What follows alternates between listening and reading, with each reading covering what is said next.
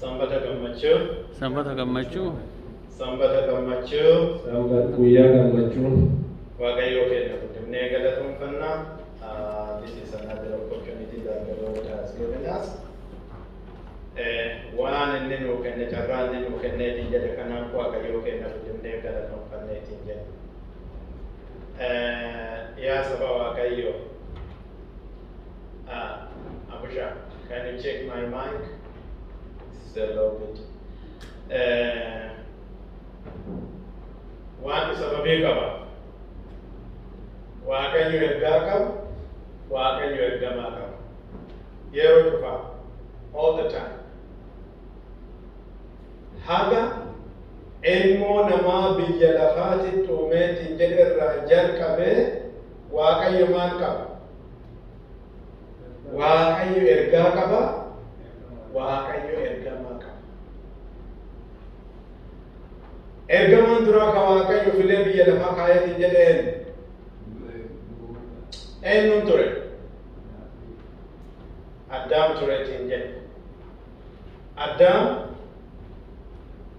karoora isaa keessatti maal akka mul'iseetiin jedhu, karoora waaqayyoo keessa maal akka mul'iseetiin jedhu, amala waaqayyoo akka mul'iseetiin jedhu. Maaliif inni nu amala waaqayyoo qabaataa tureetiin jedhe.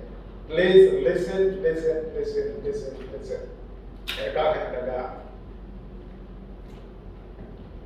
Mata dureen adda baranneetiin jennu probably waan karan dhageenyu waan karan baranne ta'uu mala.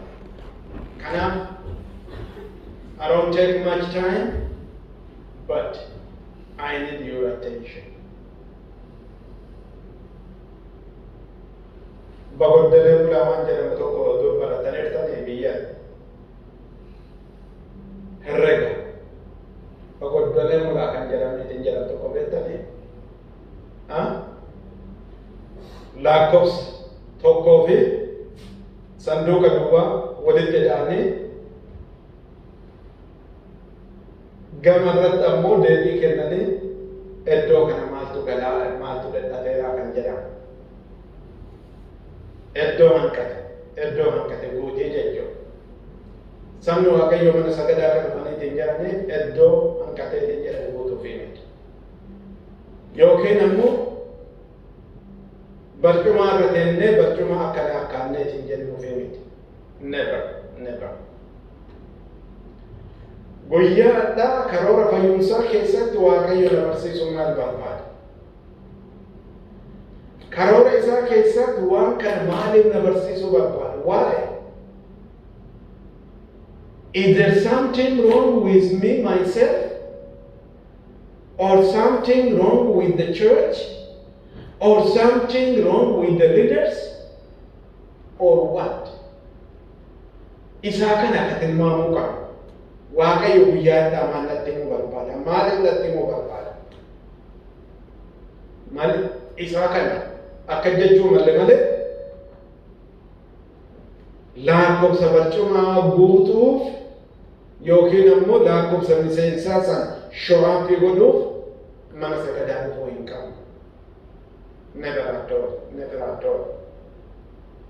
Inni kun beekamuun baay'ee barbaachisaa. Kanaaf jennu waaqayyo yeroo dhufaa maal qaba? Ergaallee hin qaba, ergamaallee hin qaba. Yoo ergamaa isaa suni kan inni fileetiin jedhe ergaa san baadhachuu dadhabeetiin jedhe waaqayyo maal godha beektanii? Please, the great controversy 632 dubbisaa. Waaqayyo maal godheetiin jedhe nama san bakka sadii kaaseetiin jedhe. Bakka inni ka'eetiin jedhe sana ammoo maal godheetiin jedha? Ergamaa biraa fuudhee maal godheetiin jedha waaqayyo? Ergamaa biraa kaayeetiin jedha.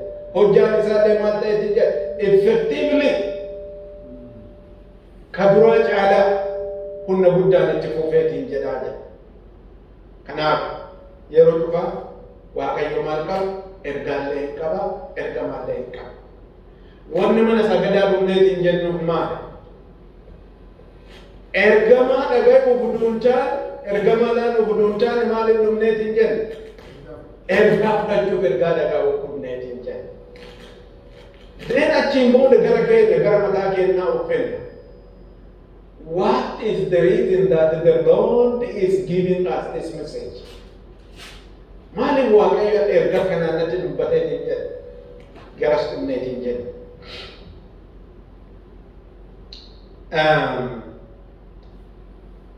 Sagalee isaa keessaa obboleessi keenya nu dubbisee tureetiin jedhe kitaaba Ermiyaas boqonnaa 6 lakkoofsa 16 haga 18 akka jiru dubbisuu barbaada. Marti keessanuu achi jiraadhaa. Please. Mana sagadaa barcuma gootoo barcuma akkan godhuuf hin dhufina. Ergaa dhaga'uuf ergaa fudhachuuf dhufa. Meeshaan keenya qabannee dhumneetiin jedhe kan yeroo dhufaan nurraa hin fooyamne kan manni samii nuu kenneetiin jedhe kan hin jijjiiramne maal qabna? Kitaaba qulqulluu qabna. Kana miti. We have the Holy Bible. Maaliif Waaqayyo wajjin dubbatu waan dhumneetiin jenneef jechuudha. Ermiyaas boqonnaa 6 lakkoofsa 16 haga 19 jiru. Maayikii hedduu qabnaa garuu maayikii tokkummaa lamaa tokkotti jira. Abbaan keetii maayikii yoo si bira jiraate naa dubbisi. Anis hin dubbiseetiin jedhame. Waan nama sodaachisaati. It's very scary. Ergaan kun innaa dubbifneetiin jedhu akka mana sagadaatitti, akka dhuunfaatitti, akka waldayaatitti baay'ee nama sodaachiseetiin jedhu. Mee afaan Oromootiin nu dubbisi obboleessa keenya. Raajii Ermiyaas boqonnaa 6 lakkoofsa 16 kaasnee yeroo ilaallu akkas jedha. Waaqayyo akkana jedha. Karaa keessa dhaabadhaatii ilaalaayisii. Karaa duriisii gaafadhaa. Inni gaariin karaan maalii? Isarra isa deema. Lubbuu keessaniifis boqonnaa hin argattu. Jedhanis hin adeemu. Eegduus isaan keessa kaa'ee sagalee malakataa dhagaa jedhee hin dhageenyus jedhani. Kanaafis dhagaa isin ormoota nana, isin waldaa nana, waan isinitti dhufaa jiru beekadhaa. Thank you. Waaqayyo isaa eebbisu obboleessa. Thank you so much. Abusha. Namni maayikii bira taa'ee Waaqayyo isaa eebbisu abbaa keetii. Thus says the Lord, stand ye in the ways, in the sea, in the earth, for all the path. Karaa irrallee dhaabat, midhaan, karaan sun karaa akkamiitii jedha? Karaan kun karaa akkamiitiin jedhe Waaqayyo karaa Ermiyaasiitiin dubbateetiin jedhe? Karaa moofaa jedhamoo, karaa haaraa jedhamoo, karaa salphaa jedhamoo, karaa maalii jedheetiin jedhe? Karaa duriisan. Karaa duriisan. Isarrallee dhaaba. Innillee karaa gaarii. Isarrallee deemu. Atillee maal argatteetiin jetta achiin booda jedheetiin jetta? Boqonnaa argatteetiin jetta. Waa'ee boqonnaa ganama kana barannee tureetiin jennaan. Barannoota sanbataa keessatti. Waaqayyo maaliif ergaa kana nuuf kennutti jira? What is the reason behind? Maali? Karaa duriisan gadhiinnee jirra. Karaa moofaa Waaqayyo irra deemaa jedhe, irra dhaabadhaa jedhe, isaa san gadhiinnee jirra moo maaltu ta'ameetiin jedhe? Thus says the Lord, stand ye in the ways, in the sea, and ask for all the path. Where is the good way, and the walk therein? And you shall find rest for your soul. Gaafadha. Yoo isin jedha badeetiin jedhe gaafadha. Yoo dhabdaniitiin jettan barbaada. Maal inni barbaanneetiin jedhe karaa moofaa duriisan. Isa dallee deema. Yoo sana deemtaniitiin jechan maal taatan? Maal taatan? Boqonnaa argataniitiin jettanii. Boqonnaa argannu jechuun jennee baranne ganama kana. Maal jennee walii galle boqonnaa argachuu jechuudha. Kiristoos Maatewos boqonnaa 21 keessatti lakkoofsa 28 irratti isin warri ba'aan isin baay'ate gara kiyya koottaa anillee haraa isin baqachiisa. Akkana miti. Which means anillee isin boqachiisa. Karaa moofaa irra dhaabadha. Karaa moofaa gaafadha. Isin irrallee deema. Lubbuu keessaniif illee maal argattan? Boqannoo argattaniitiin jettanii. Kana mukanaa miti. Sabni Waaqayyo maal jedhaniitiin jedhan? Okay, irra deemnaa, hin barbaadannaa, hin gaafannaa, isarra turra. Isa kana muka waan biraa jedhaniitiin jedhan. Hin barbaannu irra hin deemnu, karaa moofaa san irra hin deemnu, karaa moofaa san hin barbaannu. Waaqayyo kana jalaan haa baasu. Then itti aansee maal jedheetiin jedhe? Also, I set a watchman over you, saying, anillee tirsicha isinii godheetiin jedha, dhagaya. Maal dhagaa jedheetiin jedhe? Laagaa maali dhagaa jedheetiin jedhe? Mana kataa laagaa xurumbaa.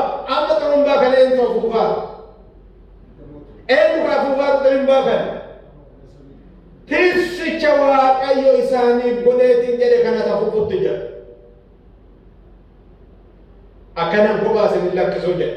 Maal jedheetiin jedhe? Karaa moofaa barbaadaa. Karaa moofaa gaafadhaa.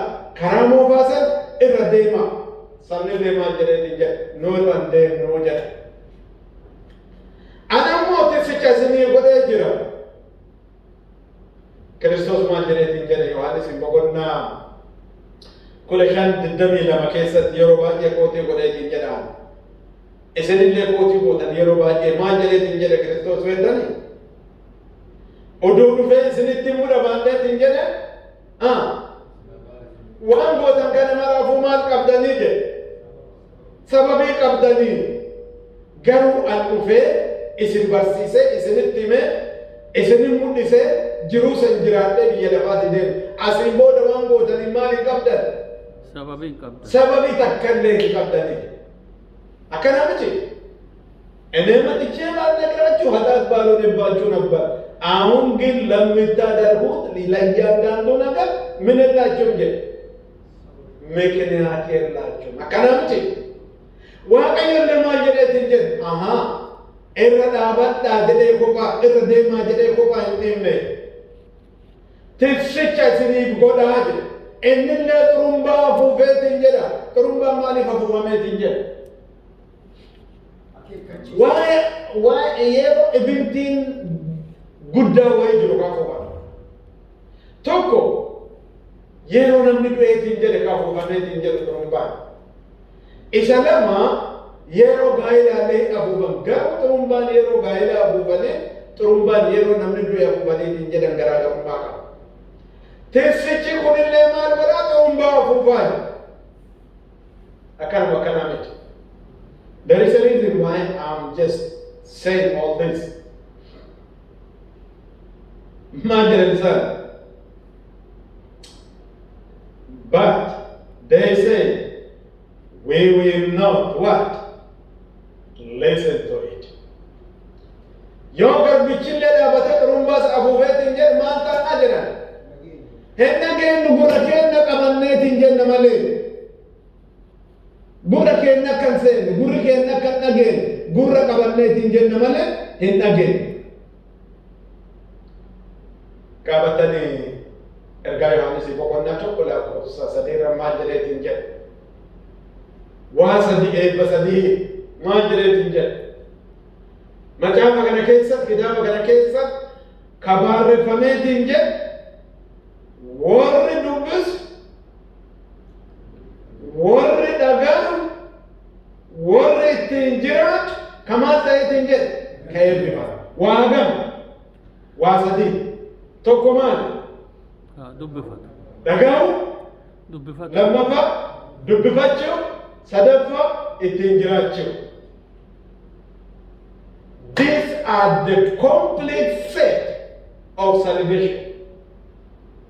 The complete set of what? The complete set of salvation. Dubbifachuu, dhagayuu, ittiin jiraachuu. So kanaafuu uummanni kun maal jedhaniitiin jedhan? Hin dhageenyuu jedhan, hin dhageenyu. Karaa irrallee hin deemnu, irra deemuu barbaada. Maal jedhe? Karaa moofaa kan irra deema. Gaafadhaa yoo isin jalaa badee jiraata. Barbaadaa yoo dhabdaniitiin jiraattan. Isarrallee deema, hinnaa isarra deemtaniitiin jechaan lubbuu keessanii maal argattan? Boqonnaa hara baafannoota argattaniitiin jettanii. Achiin booda samii maal jedheetiin jedhe? Hin deemnu jedha, irrallee hin deemnu. Kana qomaa miti, tisseellee isin keessaa isinii kaaseera.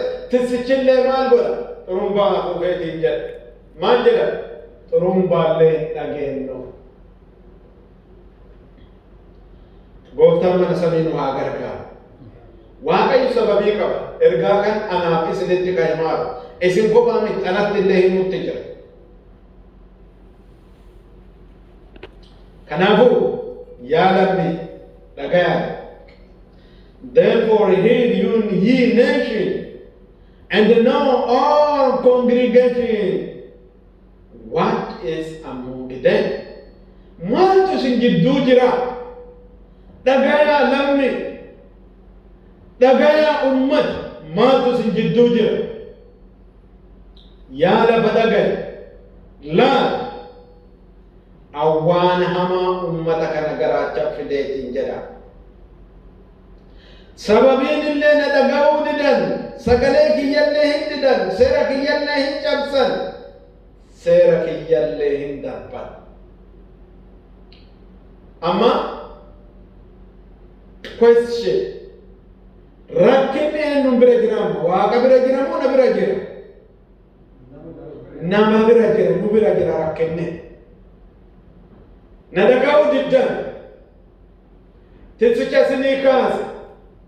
Tissichi ammoo malakatallee afuufe dhaga'uu diddan karaa moofaarra deemaa jedhe hin deemnu jettan awwaanamtuu fidutti jira. Sagalee isaa keessatti Ermiyaasiin boqonnaa tokko lakkoofsa 19 dubbifneetiin jedhe Waaqayyo waa lama akka lafa kaayeetiin jedhe. Yoona ajajamtaniitiin jettan maal taatan? Keessattuu 19 irratti daraaraa biyya lafaa nyaattan. Yoona dhaga'uu diddaniitiin jettan maal taatan? Seefitu isin nyaata. Isa kana moo kanaa miti? Isa kana. Mee kadhaa gabaabduu godhanneetiin I don't take much time. Kadhaa gabaabduu godhanneetiin jenna hojii. Sagalatoomfanna abbaa jaalalaa qulqullaa mana samii mootii Israa'elii. Ganama kana karaa addaatiin nuti dubbachuu barbaadna. Anarraa qabdeeti obboloowwan xiyyatti. Namoota maallaqaa onlaayinii nu dhaga'anitti mara keennatti lammii biyya lafaatitti waldaa Adventistiititti. Yaa qulqullaa mana samii dhageettii dinnee dhageettii ceemminee akka hin banne. Waan hamtuu fida jettee jirta. Si ajajamuu diduu irraan ka'eetiin jedhe wanni hamtuun ati fiddeetiin jettu sun fudhatee akka hin lubne. Yaa qulqullaa mana samii hafuura qulqulluu ka onnee keenya daakeenuu akkasii dhageenneetiin jennu. Qulqullummaa ati nurraa barbaaddu san shaakallee dhufeetii mootummaa kan keetii saniif nu qopheesseetiin jedhu nu erguun fedha keetiif jaalala kan kee haa ta'u. Mee gootoo nutti dubbadhu.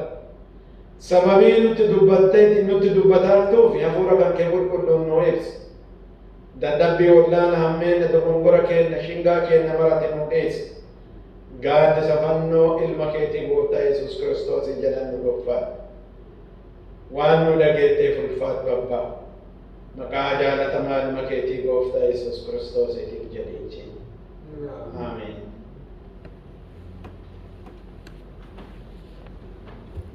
Fayyaa ta'a. Yoo achi ilaaltaniitiin jettani islaayidii kanarra maal arguutti jirtan? We are going to focus waan amma dubbinneetiin jedhe kana irraanfatina. Mataa keessaan baafatina. Irra deddeebaa dubbisa. Amma islaayidii kanarra maal argitaniitiin jettan? Martin Luther argitaniitiin jettan. Martin Luther kamaan godhaa argitaniitiin jettan. Ergaa 95 karoomaan kaatolikiin dogongora biyya lafaatitti namoota biyya lafaa obaasaa turte, barsiisaa turte, haga isaa galeetiin jedhe namoonni akka arganiitiin jedhan, namoonni akka hubataniitiin jedhan maal godhutti jira? Paablikaanii maal godhutti jira? Maxxansutti jira. Martin Luther biyya kamiin keessa tureetiin jedhe? German. He was in Germany. Kana miti nama Germany. Germany keessa. Barri kun bara kam? Bara 1517. Bara 1517 maaliin qaabataniitiin jettan? Wake up. Protestant. Protestant Reformation, right? Protestant Reformation kuni Martin Luther hennaa jalqabeetiin jedhu waan argeeti moo uduu waan argine jalqabeetiin jedhu? Argeeti. Waan argeeti. Inni mataan isaa maal tureetiin jedhu? Professionaalii maal tureetiin jedhu? Luba guddaa tureetiin jedhe ka kaatolikii akkanaa miti? Excuse me. Luba guddaa tureetiin jedhe. Luba guddaa ta'ee utuu jiru Waaqayyo onnee isaa dhahe, Waaqayyo isa waameetiin jedhe. Martin Luther dogongora kan argeetiin jedhe. Dogongora argeetiin jedhe takka jedhe haga hagamii barreesseetiin jedhe. 95. Haga hagamii barreesse? Haga 95 barreesseetiin jedhe. Barreesseetiin akkam godhe oofisa ofii keessa kaa'e. Drawing ofii keessa kaa'e, sanduuqa ofii keessa kaa'e. Balbala churchiitiin latta. Balbala mana sagadaatitti gabbaasee maxxanseetiin jedhe. Wanni tokko wanni baasanii paablikaanii maxxansaniitiin jedhan maaliif? Maal maxxansan? Akka uummata. Namni martinuu maal aksesii argatee akka argeetiin jedhu akkanaa miti. Amma achitti biyya natti fakkaatu biyya keenyatti hennaa dalagaa wayii baasaniitiin jedhan positionii open positionii hennaa baasan maal godhaniitiin jedhan namni cuftuu urgee dhaqee ilaaluu qaba akkanaa miti. Akkasii miti. Kifti Yesiraa Bootaa, Kifti Yesiraa Bootaa, Kifti Yesiraa Bootaa iddoo dhufan maxxansaniitiin jedhan namoonni ganama yeroo dhufaachuu dhaqanii ilaalaniitiin jedhan. Maaliif achi baasan namni martinuu haa baasu? Maaliif inni mana sagadaa irra maxxanseetiin jedhe duubannaa? Uummanni mana sagadaa argu. Namoonni waaqeffannaaf dhufan, namoonni dogongorarra jiran Waaqayyo maal jedheetiin jedhe? Karaa moofaa maal godhaa jedhe? Barbaadadhaa jedhe. Akkanaa miti? Karaa moofaa barbaadadhaa, gaafadhaa, isinirrallee deema. Maal taataniitiin jechanii? Boqannaa argattanii lubbuu keessanii. Uummanni amma maal jedhe? Hin deemnu jedhe. Martin Luther iddoo waaqeffannaa, iddoo namni waaqeffatu Martin waan san arguu danda'utti maal godheetiin jedhe? Fuudhee maxxanseetiin jedhe. Yeroon sun ji'a kamiin akka ta'eetiin jedhe beektani? I have very interesting story, friends. History repeating itself. Seenaan maal ta'a? Mataa ofii deebiseetiin mataa ofii deebisutti jira. Waaqayyo isaa kana jedhamu haa baasu obboloowwan keenya. The Lord has a reason with us. Waaqayyo sababii qaba nu wajjin. Seenaa darbeetiin jedhe maaliif qo'anneetiin jedhe? Ellen White maal jetteetiin jetti beektani? wanni ufakoo wanni nu sodaachisaa tokkollee hin jiru. Yoo maal ta'eetiin jedhe malee Yoo ka duraa irraanfanne. karaa seenaa Waaqayyo asiin dura keessa nu dabarseefin barsiisa inni nu barsiiseetiin jedhe san yoo irraanfanneetiin jenne malee. So kanaafuu maaltu jira jechuudha. Adagaatu jira, rakkinatu jira. Akkana miti rakkinni kun yoo maal ta'eetiin jedhe seenaa keenya san ka keessa darbine sanii fi barannoota manni sabni nu barsiiseetiin jedhe san yoo maal taane malee yoo irraanfanneetiin jenne malee. Hin dadhabaatani yoo dadhabdan achima I will stop. Mataa dadhabetti dubbachuun barbaadu. Because ergaa kan namni martinu akka hubatee ergaa kan maaliif Waaqayyo akka dubbataa akka fudhateetiin jedhu barbaadeetiin jedhu obboloowwan keenya. Yeroon kun jiini sun barri sun bara kam beektani? Oktooberii 30 bara 1517 keessa. Hennaan maal argineetiin jenne?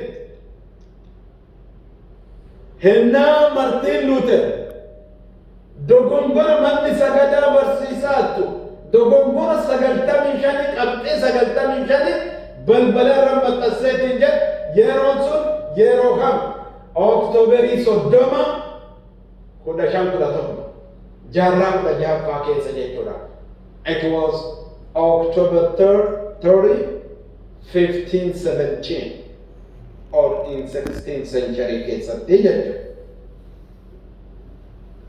Wadaga'u jirra.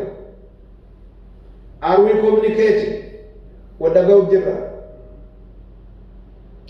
The priest and the scholar Martin Luther approached the door of the Castle Church in West Bern, Germany, and nailed a pieces of paper to it containing the 95 revolutionary opinions that would begin the Protestant Reformation. Isa kanatu maal dhaleetiin jedhe?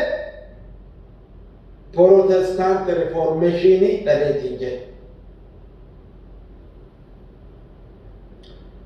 Nu Protestant akka taane beektani? Adventistiin guyyaa torbaffaa Protestant akka taane beektani?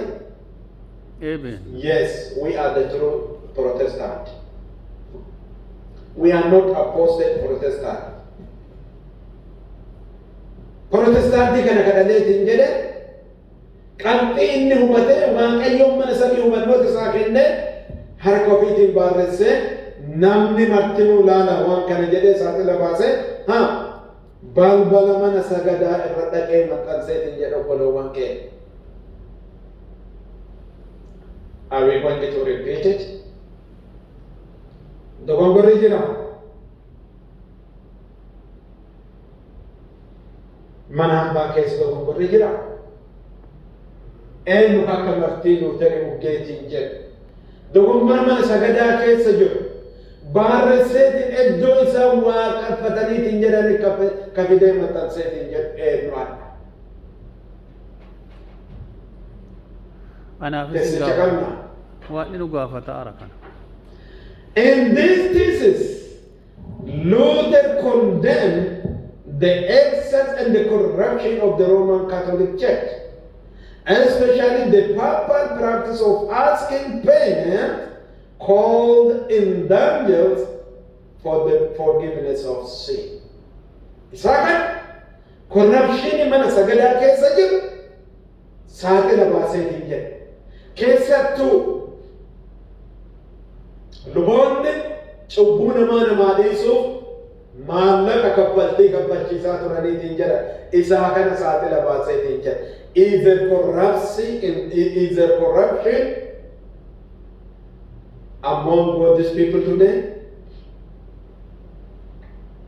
Even though not the same corruption, even though it might not the same mistake, yet can we see corruption in the church today? Dogongora arguutti jirra. Dogongorri yeroo san mana sagadaa keessatti deemaa tureetiin jedhe dogongora baay'ee keessa tokko luba akka waaqaatti waaqeffachuu lubaa sagaduu lama dhiifama cubbuu ofiitiif maallaqa kanfaluu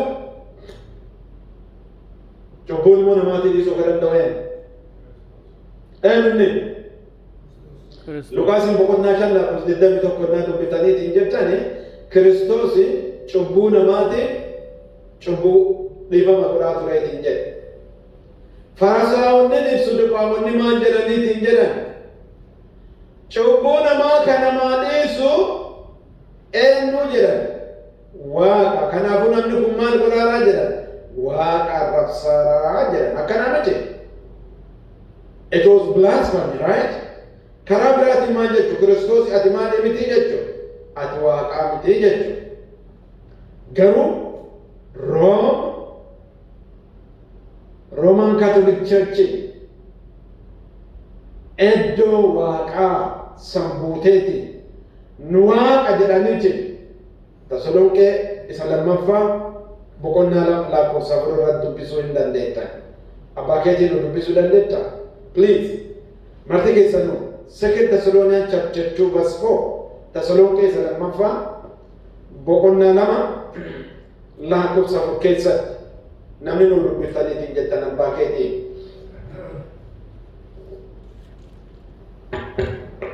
Tasalonqee isa lammaffaa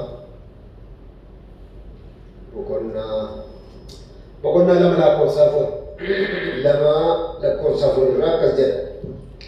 Diinni dhugaa Waaqayyoo kan jedhamu hundumaattuu anatu caala kan jedhu kan waaqeffamu hundumaarras mana sagadaa keessa akka Waaqayyotti hamma taa'utti ofisin agarsiisaa Waaqayyoon akka ta'etti. Eenyuunni? Who is that? Paappaasi. Luba mana sagadaa kan Roman Catholic. Paappaasi kan jedhaniitiin jedhan. Kanaa miti? Who upholds and exalts himself above all that is called the God, or that is worshipped, so that he, as God, sits in the temple of God and showing himself that he is God. Isa kan argaa tureetiin jedhe. Practically argaa tureetiin jedhe. Achiin booda maal godheetiin jedhe? He decided. Maal murteeffateetiin jedhe dogongora kana maal godhaa jedhe saaxila baasutu narra jiraa jedhe. Wait a minute. Jiini sun ji'a kam jennee turreetiin jedhe? Oktoobarii 30. Oktoobarii 30. Barree hoo? 15-17. 15-17. Akkana miti.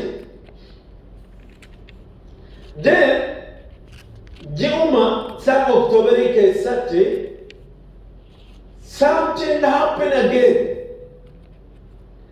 Amma kan argineetiin jedhe 15-17, which means Protestant Reformation. Then another Reformation came. Jechuun inni biraa amma mana sagadaatiif kennameetiin jedhe. Yoom? Actually, bara 1843 irraa qabameeti wanni kun kan barsiifamaa tureetiin jedhe. Wiiliyaam Miiler yennaan ni barsiisaa tureetiin jedhe. Bara 1843 irraa Milleraayit muuvimentii keessatti barsiifamaa tureetiin jedhe. Jiini kunillee ji'a kam beektanii? Oktoobar.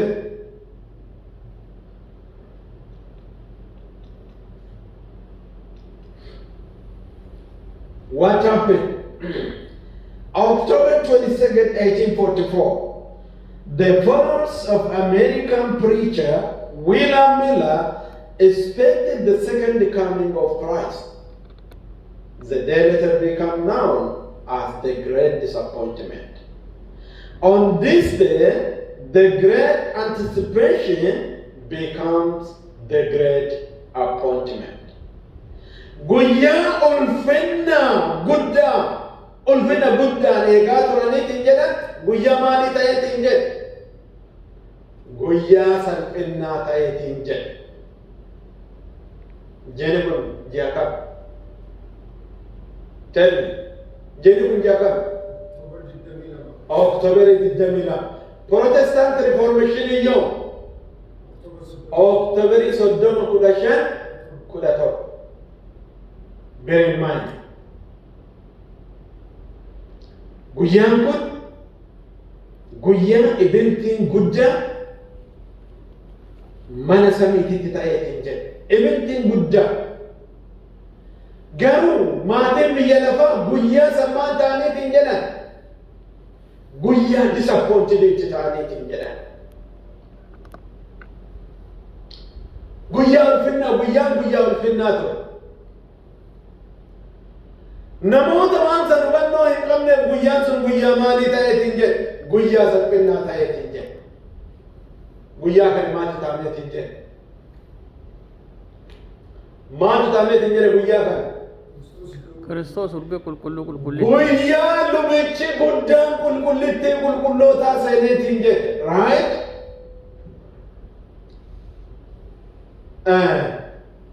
Seenaa saba Israa'el yennaa fudhataniitiin jechaan sabni Israa'el guyyaan biyya lafaa kana keessatti utuu Kiristoos hin dhumneen dura garam deemaa turaniitiin jedhan. Gara iddoo qulqullummaa deeman akkanaa miti. Listen, please, hin dadhabina. Just give me a few minutes. Dhaabnee yeroo biraatti deebi'uu nu wayya. Luboonni biyya lafaa jiran saba Israa'elii keessatti warri Israa'elii cubbamaan Israa'elii guyyaan maal godheetiin jedhe maal qabateetiin gara iddoo qulqullummaa dhufeetiin jedhe. Hoolaa. Aarsaan sun maali? Hoolaa qabateeti. Horii cincaa qabateeti. Akkana miti. Lubichi maal godheetiin jedhe duubanna guyyaan maal godheetiin jedhe. Maal godha lubichi guyyaan? Hoolaan sun qalabee cubbuun nama sanii namtichaan hoolaa qabatee dhufeetiin jedhe cubbuu fi maaliif dabarfata? Hoolaatti. Maaliif dabarfata? Hoolaa dabarfata. Akkana miti. Hoolaa saqeentu qale luba qalamoo cubbicha qala. Cubbamuma santu qaleetiin jedhe. Maaliif cubbuu ofiitiin dhufumaa du'aaraa jechuudha. Kanaaf inni cubbuu ofiitiin kadhuu irraa cubbuu fi hoolaa irra kaa'ee iddoo ofii eenyuun ajjeesaa? Hoolaa ajjeesaa. Are we communicating? Wanda ga'u jirra. Hoolaa ajjeesaa. Dhiiga fuudhee lubicha kennaa. Lubichi dhiiga kana qabatee eessa seeneetiin jedhe. Iddoo qulqullittii seena guyyaa. Akkana miti. Then amma maaltu ta'a? Iddoo qulqullittiin tun maal ta'a? Dhiiga kanaan maal ta'a? Cubbuu ilmoo namaa kanaan xuraa'aa jirta. Akkana miti. Duubanna lubichi iddoo qulqullittii tanaa dhiiga cubbuu namaa hammeenya namaa garam dabarsutti jira? Gara qulqullittii qulqullootaa dabarsutti jira. Then qulqullittiin qulqullootaa immoo maal ta'uu qabdi? Qulqullaa'uu qabdi. Akkanaa miti. Waggaa keessa harka kam ka qulqulloofteetiin jira? Harka tokko. Ala tokko, si'a tokko. Akkanaa miti. Si'a tokko lubichi maal qabatee qulqullittii qulqullootaa seena? Dhiiga qabatee seena. Akkanaa miti. Amma maaltu qophaa'a? Re'ee lama qophaa'a. Akkanaa miti. Re'ee lama qophaa'eetiin jedhe kan maaltu itti bu'eetiin jedhe? Cubbuu namootaa. Eebaatu itti bu'a. Tokko re'ee mulqaati. Scapegoat. Re'ee azaazalii. Tokko ammoo re'ee eenyuun ka Waaqayyo. Isaa saqqalee dhiiga san qabatee eessiseetiin jedha lubichi qulqullittii qulqullootaa. Si'a hagam seena? Si'a tokko. Yeroo inni seeneetiin jedhu gammachuutu ta'a moo na'insatu ta'a? Lama keessaa tokko ta'a. Gammachuutu ta'a saba Israa'elii keessatti. Yeroon sun guyyaa maaliif jedhamee waamameetiin jedhe? The day of atonement. የሥርዓት ቀን akkana miti sabni Israa'el maal ta'aniitiin jedhan soomaaf kadhaan mana qulqullummaa san marsanii eegan eenyuun eeganiitiin jedhan lubicha san lubicha guddaa kamaal ta'uuf seeneetiin jedhe qulqullitti qulqulloota kan qulqulleessuuf seeneetiin jedhe achiin booda inni qulqulleessee maal ta'eetiin jedhe qulqulleessee keessaa ba'a yoo cubbuu qabaateetiin jedhe lubichi kun hin ba'a hin ba'u achi keessa ba'u kanaafuu miila isaatiin maal godhaniitiin jedhan namni bira seenuu akka hin dandeenye maal godhan funyoo itti godhan funyoo kanarra maaltu jira bilbila jira bilbila beektanii maal jedhan kaacirii bilbiluma daawul jedhani daawul bilbila isaa kan akkana godhaa kan jiruuf kan jirre kan cheekii godhu yoo sa'aatiin dhibamuu hin qabnetti hin baane maal ta'eera lubichi kun cubbuu ofiiti bachittuu ta'eera kanaafuu akkamiin baasaniitiin jedhan harkisanii baasan namni seenu hin jiru yeroo gaddiinsaati yeroo gammachuuti Kiristoos dumanna dhiiga ofii qabatee kafannoo irra jige kaarkii isaa waraanna ka qaamni isaa akka sangaatitti dhaanamee dhiigni gad jige isaa san qabatee isa seeneetiin jedhe qulqullitti qulqullootaa seeneetiin jedhe yoomiin seene Oktooberii 22 bara 1844 akkanaa miti guyyaan kun guyyaa gammachuutuma guyyaan kun guyyaa naasuu guyyaa gammachuuti saba waaqaati right yoo hubanneetiin jedhe yoo hubataniitiin jedhan waan hubachuutti jirra maal akkan dubbataa dhusinii galaana are we understanding waan namni dubbataa dhufan arguututti jirtu laana guyyaan sun maal ta'e on this day the great anticipations become the great disappointment maaliif karaa nu herregaarruuf karaa isaa eegaaraniin dubbiin sun waan hin xumuramneef attenshiiniin isaanii yookiin ammoo xiyyeeffannoon isaanii akka karoora isaaniititti guyyaa Kiristoos dhufeetiin saba ofii biyya lafaa kanaa fudhatu waan ta'eef guyyaa abdii kutannaa tureetiin jedhe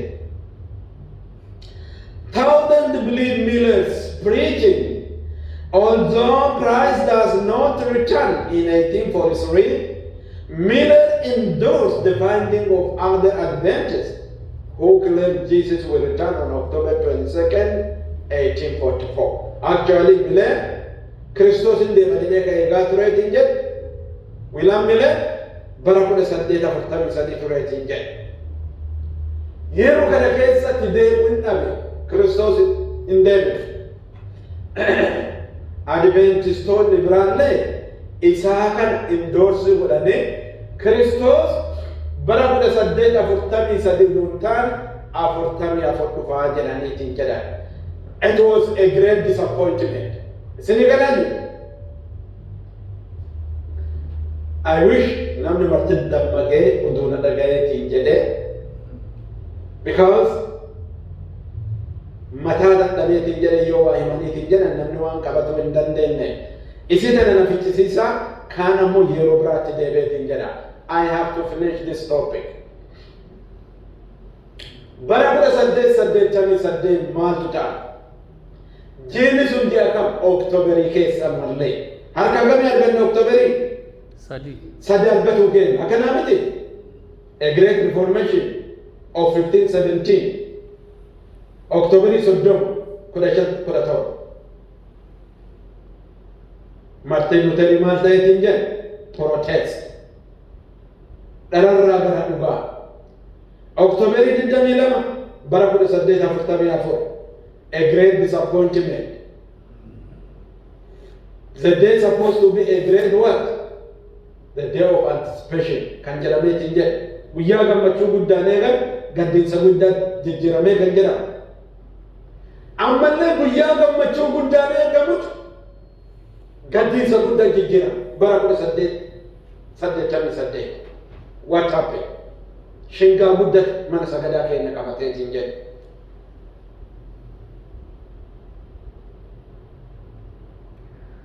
are we communicating Minneapolis justification by faith the 1888 Minneapolis General Conference session was held in Minneapolis, Minnesota in October 1888. It is regarded as a landmark event in the history of Seventh-day Adventist Church. Wow! Salphina guddaa akka mana sagadaatitti nu qunnameetiin jedhe. It was a great disappointment day for the people of God.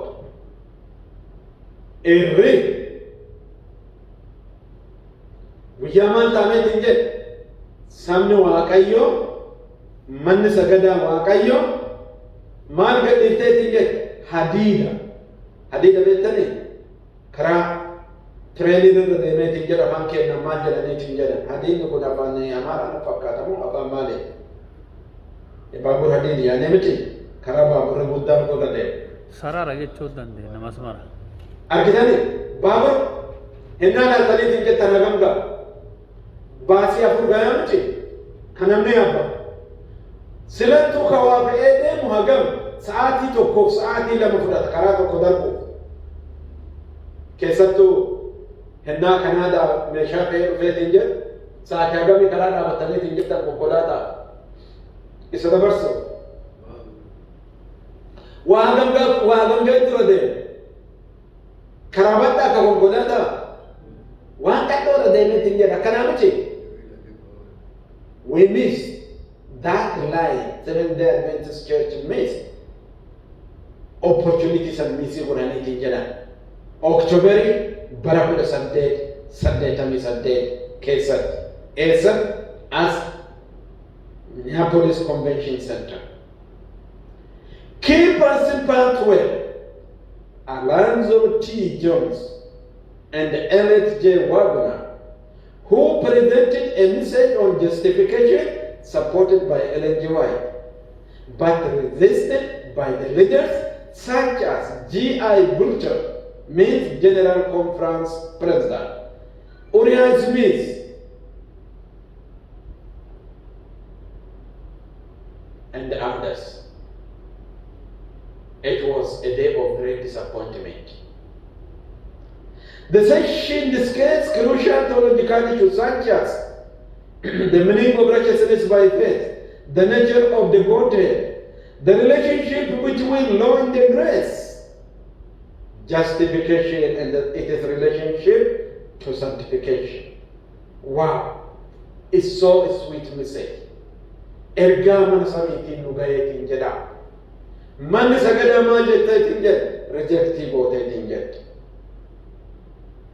Seensa keenya irratti maal dubbifanneetiin jedhe obboloowwan keenya. I will connect from here. Isin dadhabsiisee wanni kun akkamiisii gootaniitiin jettan hin barbaadu.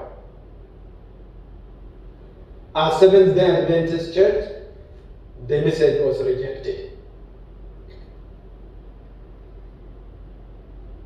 Righteousness by faith was rejected.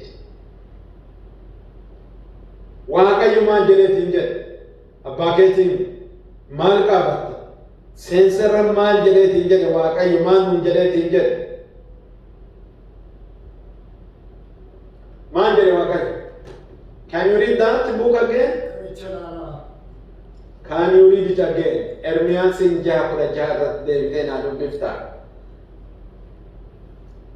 Toopikii kana addaa qacceetti tuqee asirratti dhaabuu jaaladha.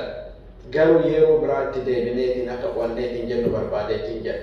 Ermiyaasin 6:16 naa dubbisi. Waaqayyo akkana jedha, karaa keessa dhaabbadhaa ilaalaayisii, karaa isa duriis gaafadhaa, inni gaariin karaan maalii?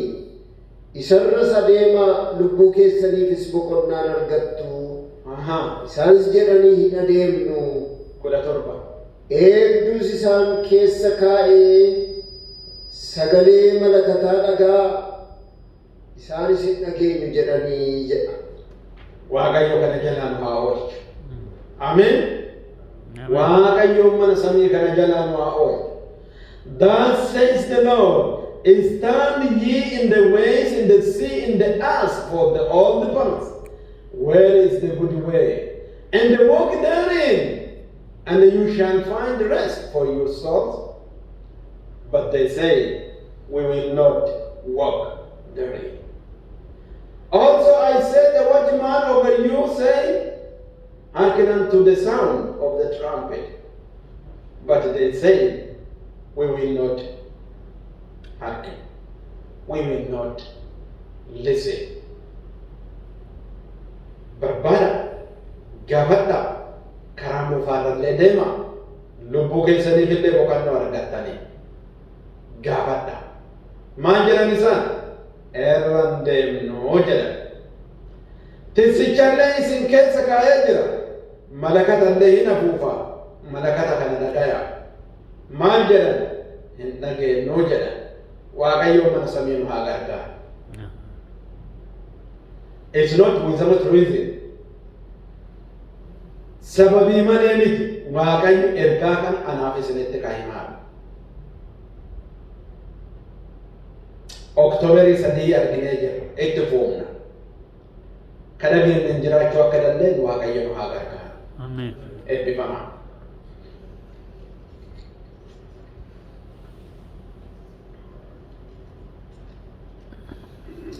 Iddoo nama sagantaa geeggeessaaruuf gadhiiseetiin jedha Waaqayyo isin haa eebbisu.